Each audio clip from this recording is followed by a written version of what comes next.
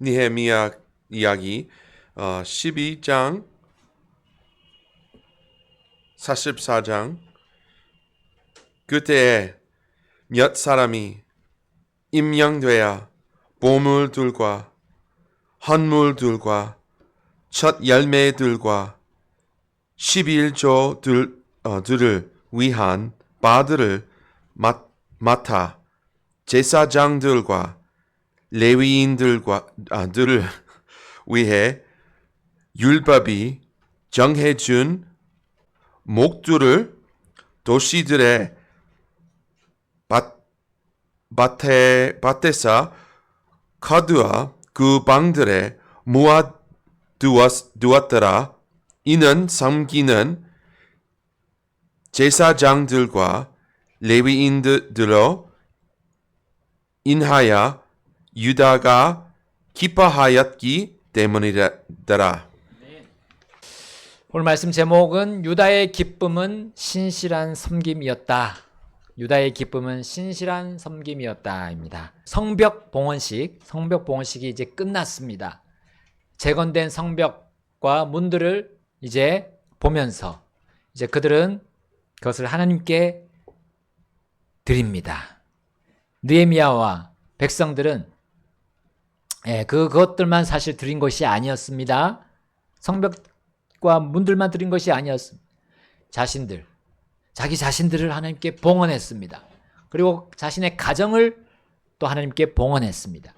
나아가서 민족 전체가 하나님께 온전히 자신들을 바치면서 드렸습니다. 여러분, 이 봉헌식이 얼마나 복된 그런 경배 시간이었는지 우리는 생각해 볼 수 있습니다.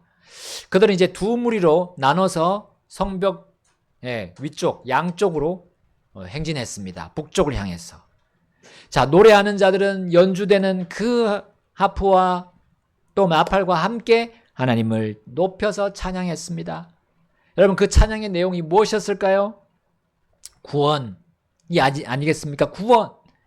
하나님께서 그 자신들을 구원하셨고 구원하고 계시면서 또 구원하실 것을 그들은 찬양했음이 분명합니다. 또한 한편으로는 회개의 찬양이지 않았을까요? 이미 앞에서 경배들을 통해서 그들은 회개를 했지만 혹시 아직도 하나님께 자백하지 않은 사람이 있지 않은지, 또 그런 사람이 없도록 독려해주는 찬양을 부르면서 그들을 훈계하지 않았을까요? 또한 그렇게 정결하게 된 이후에 이제 우리가 주님의 일에 헌신하고 섬기자라는 그런 노래로 서로 훈계하지 않았을까요? 여러분, 하나님께서 우리에게 주신 그 음악의 목적이 바로 이런 거 아닙니까? 하나님께서 우리에게 주신 그 말씀들을 가지고 서로 훈계하고 가르치고 하나님을 높이는 거 아닙니까? 자, 음악은 반드시 메시지를 담고 있습니다. 그런데 주님의 백성의 노래와 이 악기 연주 안에 있는 메시지는 세상의 그것들과 큰 차이를 보입니다. 여러분, 하나님께서 하신 일을 찬양하는 메시지와 사람이 한 일을 찬양하는 메시지로 크게 그것이 갈라지는 거죠. 음악은 사람의 인생에서 별 중요한 역할을 하지 않는다라고 사람들이 생각할 수 있습니다. 그런데 그렇지 않습니다. 음악은 사람들의 혼과 영을 바꿔놓을 수 있는 통로가 됩니다. 통로. 왜냐하면 음악 안에 뭐가 들어간다고요? 메시지가 담고 들어간다는 겁니다. 자, 메시지. 이거는 말이죠. 우리가 하는 말. 여러분, 이 메시지는 칼을 대지 않고도 사람의 몸을 관통할 수 있습니다. 그리고 그것은 몸 안으로 들어갈 수 있어요. 말을 음악에 담게 되면 더욱 빠르고 강하게 사람들의 내면으로 들어가는 겁니다. 그 메시지가. 그리고 거기 사람들 마음 안에 자리를 딱하게 잡습니다. 떡하니 잡습니다. 자, 유다와 베냐민 자손들은 이 레위인들과 제사장들이 노래하고 연주하는 그 찬양에 가만히 있을 수 없었어요. 그들은 그들과 함께 하나님이 하신 놀라운 일들, 뛰어난 일들을 고백했습니다. 얼마나 하나님이 위대하신 분인지 그들은 고백하면서 그분을 크게 높였어요. 반면에 세상의 노래, 세상의 연주는 어떻습니까? 사람을 높이는데 그쳐버리는 거죠. 내가 열심히 훈련하고 단련하면서 이 악기를 연주하고 이 노래 연습을 한 거, 나를 높이는 겁니다. 사람을 높이는 거예요. 사람의 업적을 높이는 겁니다. 자랑하는 겁니다. 이것은 하나님을 슬프게 할 뿐입니다. 하나님을 분노하게 만드는 것뿐입니다. 그래서 우리 어린이들 악기를 다룬다고 한다면 그것이 누구한테 가야 됩니까? 하나님께 가야 되는 거예요. 결국 하나님께 가야 되는 겁니다. 우리가 찬양하고 노래하는 그 재능, 그 힘들이 하나님이 주신 것이기 때문입니다. 하나님께 드리는 찬양과 연주가 이제 성전 봉헌식 내내 울려 퍼졌습니다. 이스라엘 백성은 하나님께서 고안하시고 사람에게 심어주신 그 목적대로 음악을 사용했던 거예요. 우리 43절에 보면 예루살렘이 기뻐하는 소리가 어디까지 들렸다고요? 43절에 오늘 본문 43절 자 아내들과 아이들도 기뻐하였으므로 예루살렘이 기뻐하는 소리가 멀리까지 들렸다 했습니다. 여러분 예루살렘은 어디에 있던 도시입니까? 평지입니까? 산입니까? 평지입니까? 산입니까? 자 이스라엘은 해발 750m에서 800m 사이에 있던 도시였어요. 산이었습니다. 산. 우리 여러분 잘 아시는 예수님이 승천하신 그 산 이름이 뭐죠? 또 우리 재림하실 때 오실 그 산. 승천하시고 재림하실 때 오는 그 산의 이름. 마운튼. 무슨 마운튼? 올리브 아닙니까? 올리브 마운튼. 올리브산의 해발 정상이 올리브산 정상이 해발 818m예요. 그러므로 거기서 이 찬양 소리가 딱 펼쳐지면 수 킬로미터까지도 퍼져나갈 수 있는 겁니다. 그래서 멀리까지 들렸다 했습니다. 자, 그래서 이 찬양 소리는 예루살렘 주위에 있는 대적들의 귀에도 들어갔을까요? 안 들어갔을까요? 들어갔습니다. 이스라엘에게는 그 찬양 소리가 승리의 소리였습니다. 승리의 연주였습니다. 그러나 대적들은 그 소리가 무슨 소리입니까? 그들의 패전을 알리는 소리였어요. 암울하고 끔찍한 굉음 소리로 그들은 들렸을 것이 분명합니다. 하나님을 위하여 음악을 이용할 때, 사용할 때 그것은 승리가 확정된 거나 마찬가지입니다. 그러나 반면에 세상의 음악은 자신들이 패배했다는 것을 보여주는 것입니다. 자, 이스라엘 백성들은 이렇게 승전가를 주도한 제사장들과 레위인들, 노래하고 연주하는 이들을 가만히 둘 수가 없었어요. 자, 그들의 노고와 수고에 보답해야함이 마땅하다는 생각이 들었습니다. 자, 그래서 44절에 보니까 그들은 몇 사람을 임명했다 했습니다. 자, 무슨 일을 위해서 임명을 했습니까? 보물들, 헌물들, 첫 열매들, 11조들을 위한 방들을 맡도록 했어요. 이 방들 마치 뭐와 같습니까? 금고와 같잖아요. 금고. 근데 무슨 금고였습니까? 제사장들, 레위인들을 위해 율법이 정해준 목들을 모아서 저장하는 금고였던 거죠. 자, 그래서 이 임명된 사람들 요즘으로 말하면 공무원입니다. 공무원. 국세청 공무원. 세금 걷는. 그리고 또 환급해주는 공무원. 재정부 공무원과 같은 거죠. 상속이 없는 제사장들 또 레위인들 아닙니까? 그들은 땅을 상속받지 못했습니다. 그 대신 이스라엘 지파들이 그들을 먹여 살려야 했죠. 이것이 바로 하나님께서 율법에 기록한 또 정한 내용입니다. 이 율법은 이스라엘에게만 주신 하나님의 특별한 법이었습니다. 자, 이것을 법으로 정하지 않는다면 이스라엘 지파들이 이 제사장들과 레위인들에 대한 의무가 없는 것입니다.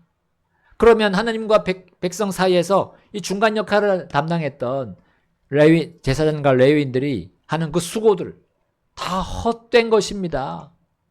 이것을 하나님께서 기뻐하지 않으셨습니다. 그래서 그들이 하는 수고의 몫을 받는 걸 하나님 기뻐하시면서 이 법을 그들에게 주셨습니다.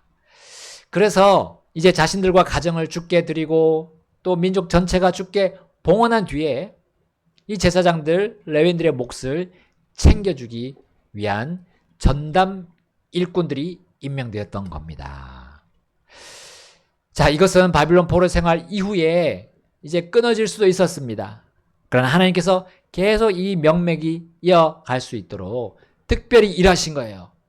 자, 47절 말씀 한번 보겠습니다. 본문 12장 47절. 자, 함께 읽어볼까요? 47절 시작. 스룹바벨 시대와 느헤미야 시대에는 온 이스라엘이 노래하는 자들과 문지기들의 몫을 주되 날마다 각 사람의 몫을 주었으며 또 그들이 거룩한 것들을 성별하여 레위인들에게 주고 또 레위인들은 그것들을 성별하여 아론 자손에게 주었더라. 아멘. 자, 이것은 뭐 공산주의나 사회주의의 배급을 말하는 것이 아닙니다. 그 몫은, 그들이 받은 몫은 하나님께서 맡기신 일에 대한 수고의 대가였어요. 자, 하나님께서는 이 원리가 우리에게 적용되기를 기뻐하십니다. 자, 우리 모두 남녀노소 모두는 일을 하고 있습니다. 그렇죠? 학생들은 학교에서 일합니다. 그들의 일은 공부잖아요. 공부. 또 어떤 분은 가정에서 일을 합니다. 가정 집안일, 이것도 일입니다. 또 어떤 사람은 직장에 가서 일합니다. 회사에 들어가서 소속돼서 일을 합니다. 저는 또 교회에서 일을 합니다. 자, 이 모든 일이 하나님께서 맡기신 일입니다. 하나님이 원하지 않는 일이 아니라면 하나님께서 맡기신 것. 자, 하나님께서 일할 수 있는 모든 조건을 우리에게 주셨습니다. 그리고 그 수고에 대한 대가를 다 받도록 하나님께서 질서를 정하시고 세워주셨습니다. 자, 교회에 속한 성도들은 교회에서 일하라고 하나님께서 보내신 목사와 그 가정을 부양해 주는 것이 마땅합니다. 자, 만약 목회자가 다른 일을 하고 있다면 자, 교회 일은 뒷전이 되는 거예요. 그러면 성도들은 영적인 체험을 받지 못하게 됩니다. 그러면 성도는 큰 결핍 가운데 영적으로 황폐하게 돼요. 믿음에 부요하게 하신 이 하나님의 하신 일을 또 정하신 일이 제대로 가지 못하는 삐걱거리는 일이 벌어지는 겁니다. 자, 목사와 성도 모두 세상 사람들처럼 그렇게 되면 돈을 쫓게 되고 돈을 사랑하게 될 것입니다. 그럼 교회는 부패하게 돼요. 물론 미자립 교회는 자, 목사의 가정에 온전한 몫을 다 챙겨줄 수는 없습니다.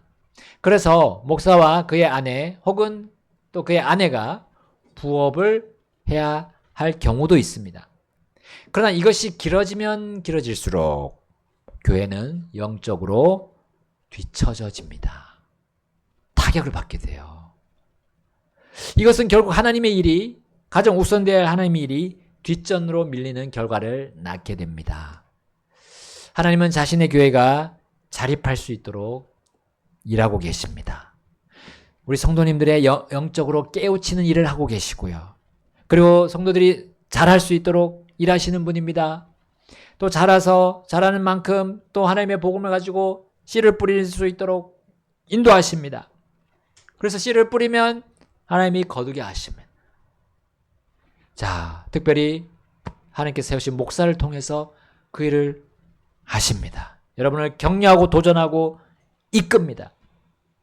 그럴 때 같이 하면 하나님께서 놀라운 열매를 맺게 하시고 미자립 교회가 자립교회가 되도록 하실 겁니다. 구원받는 일이 벌어지고요. 또 새롭게 회원이 되는 일이 일어납니다. 여러분, 예수님께서 뭐라고 말씀하셨습니까? 예수님께서 마태복음 6장 33절에 뭐라고 약속하셨나요? 오직 너희는 먼저 하나님의 왕국과 그분의 의를 구하라. 그리하면 이 모든 것들이 너희에게 더해지리라. 아멘. 여기 이 모든 것들이 뭡니까? 문맥상 의식주. 의식주. 우리가 필요한 생필품들. 옷, 음식, 집. 옷, 음식, 집. 이게 의식주예요. 이것을 가장 먼저 채우려고 하면 할수록 하나님의 왕국과 하나님의 의는 뒷전으로 밀리는 겁니다. 교회는 뒷전으로 밀리는 거예요. 하나님이 원하시는 구원의 사역이 뒷전으로 밀립니다. 그러면 하나님께서 일하지 않으실까요? 일하십니다. 하나님 계속 일하십니다. 그러나 그런 일이 계속 벌어지면 그 교회를 옮기실 수도 있어요. 거기서 하나님께서 더 이상 그들과 함께 일을 안 할 수도 있어요. 조심해야 됩니다. 여러분, 제사장 혹은 레위인이 곧 목사라는 주장은 비성경적입니다. 주님의 교회에 속한 모든 성도들이 제사장이라고 말씀하지 않았습니까? 베드로전서 2장 5절 9절에 이렇게 되어 있습니다. 너희도 살아있는 돌들로서 하나의 영적인 집으로 세워지고 예수 그리스도로 말미암아 하나님께서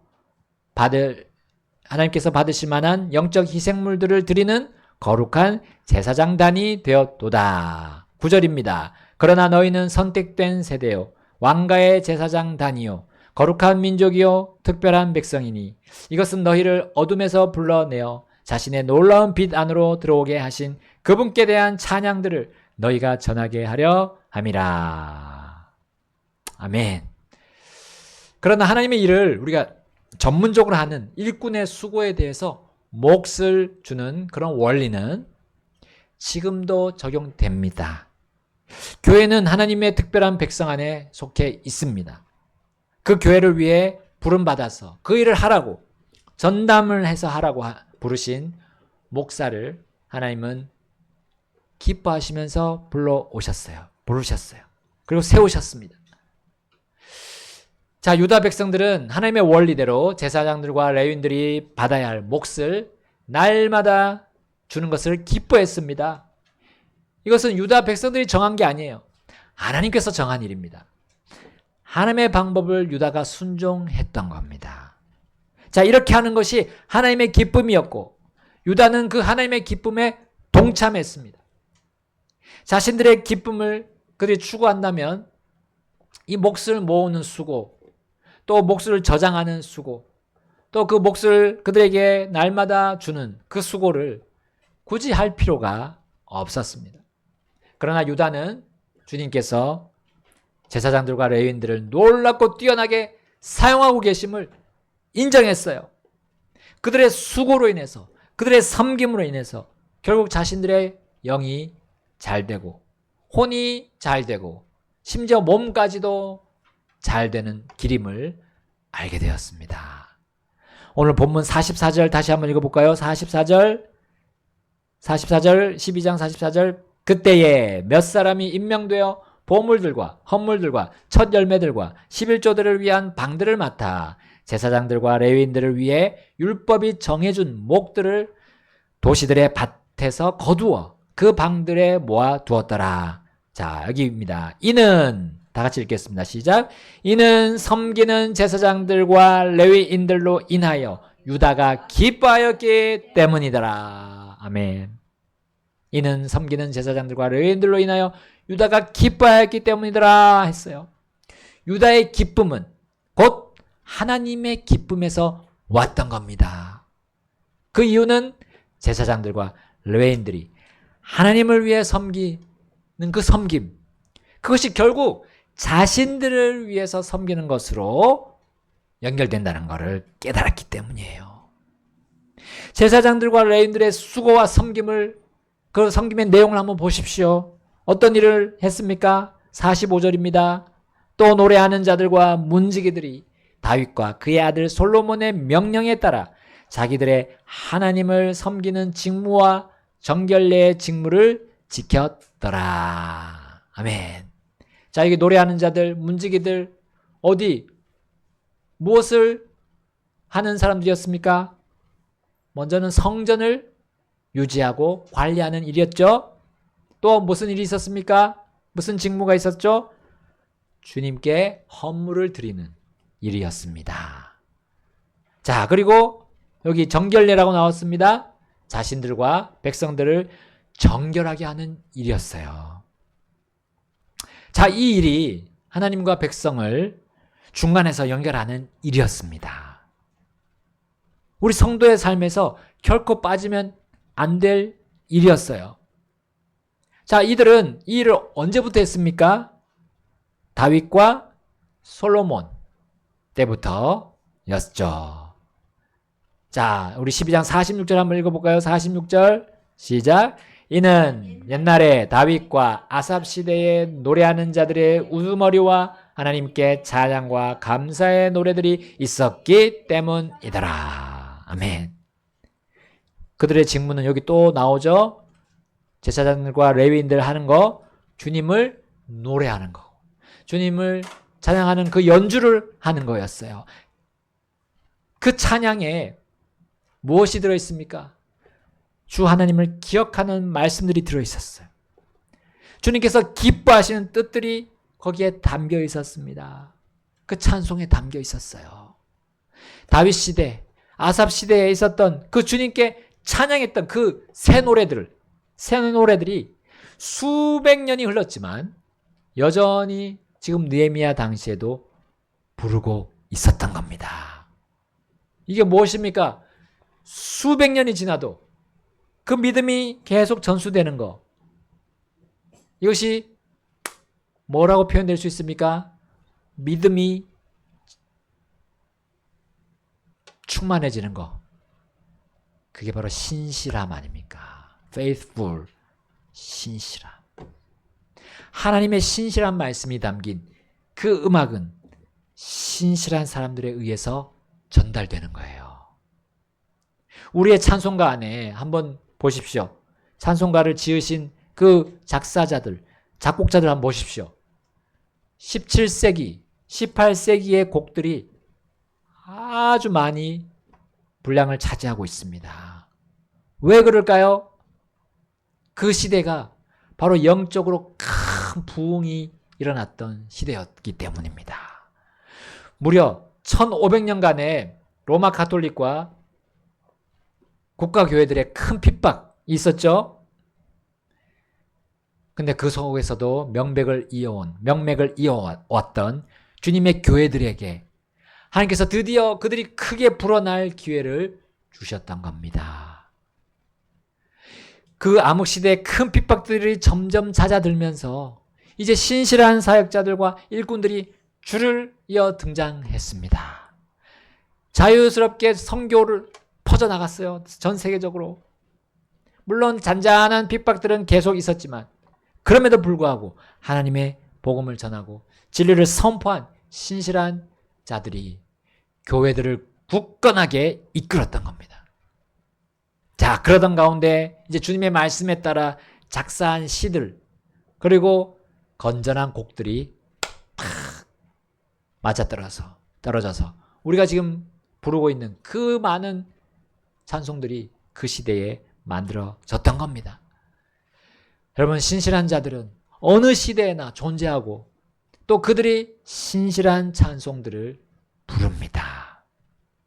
왜냐하면 그들은 하나님의 말씀만을 굳게 잡고 있기 때문이에요. 하나님의 말씀만을 따르고 순종하는 자들이기 때문입니다. 신실하게 주님을 섬기는 자들이 그렇습니다. 그런데 이들은 신실하지 않은 자들에게는 인정받지 못해요. 불신자들에게 칭찬받지 못합니다. 이들의 수고는 결코 이 두 가지 부류의 사람들을 만족시키지 못하기 때문입니다. 오직 하나님만 만족시키니까. 이 신실한 자들의 수고에 대해서 이 두 부류의 사람들은 그들의 몫을 챙겨주지 않습니다. 그러나 우리 하나님께서는 이 신실한 자들을 결코 버리지 않으십니다. 반드시 그들의 수고에 대해서 몫을 주십니다. 정당하고 또 넘치는 그 대가를 그들이 받게 해주십니다. 뿌린 대로 거두게 하십니다. 심은 대로 거두게 하시는 하나님이십니다. 신실한 자들은 모든 일에 하나님께 감사드리고 또 그 감사를 노래와 연주로 대대로 전수하고 전달합니다. 자, 유다가 기뻐한 그 신실한 섬긴 자들은 대대손손 그렇게 이어져 내려왔던 거예요. 그 대대손손 그 신실한 노래들과 찬양들을 전달해 주었습니다. 그리고 이제 그들에게 몫을 챙겨주는 일, 그거를 유다가 빠뜨리지 않고 수행했던 겁니다. 다윗이 그렇게 했던 것처럼, 솔로몬이 또 그렇게 신실한 자를 우대했던 것처럼 지속하게 되었어요. 자, 우리 성경은 또한 다윗, 솔로몬 또 유다 왕들 중에 히스기야 때에 이 신실한 자들과 이 신실한 자들의 몫을 챙겨준 자들이 바로 자신들의 수고와 섬김을 아끼지 않았음에 대해 밝혀주고 있습니다. 우리 역대기야 31장 가서 보고 이제 마무리하겠습니다. 역대기야 31장 1절 시작. 이제 이 모든 일이 끝났을 때 참석한 온 이스라엘이 나가서 유다의 도시들에 이르러 형상들을 부수어 산산조각 내고 작은 숲들을 베어내고 또 온 유다와 베냐민과 또 에브라임과 므낫세에서 산당들과 제단들을 무너뜨려 그것들 모두를 마침내 완전히 파괴하였더라. 아멘. 또 그 후에 온 이스라엘 자손이 각각 자기 소유로 자기들의 본 도시로 돌아갔더라. 아멘. 자, 히스기야가 유다와 함께 했던 이 일. 자, 이 일이 무엇입니까? 31절 보니까 이제 이 모든 일이 끝났다고 했어요. 이 끝난 모든 일, 역대기야 30장으로 돌아가서 보면 그것이 유월절이었음을 알 수 있습니다. 구약 시대에 이스라엘이 유월절을 지키는 것, 이것은 하나님께서 그들에게 주신 구원을 다시 각인하고 다시 기억하는 중요한 행사였습니다. 바로 그들의 정체성이 무엇인지 알려주는 행사가 유월절이었어요. 그들은 자신을 구하신 하나님의 그 놀라운 공로를 유월절을 통해서 찬양했던 겁니다. 그리고 하나님의 말씀들이 이제 제사장들을 통해서 선포되었던 거예요. 사람들은 하나님이 어떤 생각을 가지고 계시는지 알고 그 주님의 존전 앞에 그 유월절 기간에 무릎을 꿇었던 겁니다. 그리고 하나님께서 미워하시는 범죄에 대해서 낱낱이 알게 되었습니다. 자, 그것을 이제 버리되 철저히 자백하면서 용서를 구하며 버렸습니다.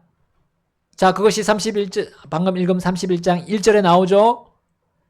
자, 형상들을 부수어 산산조각 내는 일로 자, 그들이 받은 구원을 일하여 드러냈습니다. 작은 숲들을 베어내는 일로 그들의 구원이 분명함을 드러냈습니다. 또 산당들과 제단들을 무너뜨리고 완전히 파괴하는 일로 그들이 하나님의 것임을, 구원받은 하나님의 것임을 드러냈습니다. 바로 우상 숭배를 근절하는 그 부흥의 일을 통해서 그들이 구원을 일하여 드러냈던 겁니다. 워크아웃, 일하여 드러낸다 말이죠. 워크아웃 하는 거예요. 우리가 구원받았음이 이제 이런 식으로 드러나는 겁니다. 우상 숭배 근절, 철저하게. 또한 자신들이 하나님께 받은 구원이 일하여 드러나도록 그들의 섬김이 또 어떠했습니까? 2절부터 4절까지입니다. 2절부터 4절 제가 먼저 읽겠습니다. 31장 2절.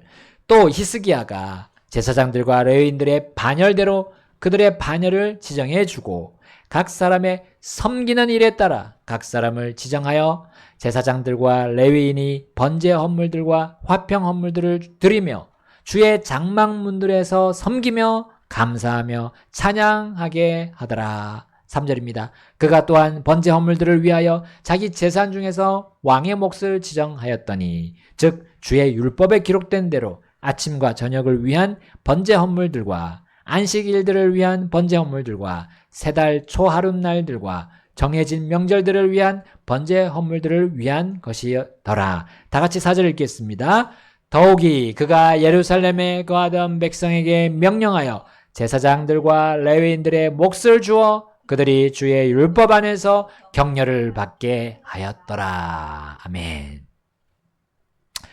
여러분, 신실하신 주님을 신실하게 섬기는 자들을 격려하는 일, 이것을 주님이 교회에게 맡겨 주셨어요. 교회가 해야 할 일로 맡기셨습니다. 여러분, 교회가 이와 같은 마음과 이와 같은 판단을 할 때, 자, 이제 주님께서 놀랍게 역사하십니다. 구원의 역사를 일으키시고 신실한 일꾼들을 보내주십니다. 주님을 신실하게 섬기는 것을 우리가 격려해야 합니다. 격려해야 되는 거예요. 어떻게 해요? 그들의 수고와 노고에 같이 참여하는 겁니다. 같이 복음을 전하러 가고 같이 다른 사람들을 회복시키러 나가고 같이 가야 되는 거예요. 같이. 자, 물론 신실한 자들은 다른 사람이 도와주든지 안 도와주든지 자신의 일을 끝까지 할 겁니다. 그들은 믿음으로 하고 보는 것으로 하지 않기 때문입니다. 믿음으로 걷기 때문입니다. 그러나 하나님은 이 신실한 일에 같이 참여할 때 신실하지 않았던 사람도 신실하게 만들어 주십니다. 바꾸어 주십니다. 그리고 그들이 하나님께로부터 귀중한 몫을 받게 될 것을 하나님은 잘 아십니다. 여러분, 하나님이 주시는 우리 신실한 자들의 몫은 잠시입니까? 잠시뿐입니까? 영원합니다. 영원합니다. 여러분, 입에 아이들 좋아하는 사탕 먹으면 사탕이 녹아서 사라지죠. 그런데 하나님이 주시는 사탕은 녹지를 않네요. 계속 달콤한데 녹지를 않아. 이 사탕을 먹어야죠. 이 사탕. 예? 자, 그것은 신실한 자, 하나님의 일에 섬기는 그 신실함으로 섬기는 자들에게 하나님이 몫으로 주십니다. 알겠죠? 자, 아니에요. 이 땅에서 있는 젤리, 사탕은 사라집니다. 네. 물론 그것도 먹어도 되지만 그것만 먹으면 안 되고 먼저 하나님이 주시는 사탕, 젤리 먹읍시다. 네, 그것을 구합시다. 그것은 우리가 하나님의 일에 우리가 참여하는 거예요. 신실하게. 자, 이 시간 우리 피아노 반주 나올 때 함께 결단하겠습니다. 유다의 기쁨은 신실한 섬김이었던 겁니다. 신실한 섬김. 그 기쁨은 세상이 주는 기쁨이 아니라 하나님의 기쁨이었습니다. 하나님은 신실히 섬기는 자들을 기뻐하십니다. 그리고 그들에게 반드시 몫을 주십니다. 반드시 주십니다. 이 교회를 통해서 주시되 영적인 것, 무엇보다 영적인 것으로 채워주십니다. 수많은 사람들이 그 영적인 것을 터부시하고 멸시하기 때문에 그것을 맛보지 못해요. 하나님이 주시는 그 몫을 받지를 못하고 있습니다. 안 됩니다. 그것은 하나님이 우리를 구원하신 목적이 아닙니다. 우리를 저 죄악 가운데서 영원한 멸망 가운데서 꺼내신 목적이 아니에요. 건져주신 목적이 아닙니다. 오직 우리는 주님이 주신 신실하게 주님이 맡기신 일을 하는 겁니다. 그 일이 어떤 일이든지 우리가 나가서 섬기는 거예요. 다른 사람들을 주님께로 인도하고 또 인도한 사람들이 잘하도록 도와주고 격려하고 자, 그 일을 우리에게 맡기셨습니다. 함께 그 일로 우리 다시금 돌아가서 주님의 기쁨이 우리 안에 가득하기를 주님이 간절히 원하십니다. 결단하겠습니다.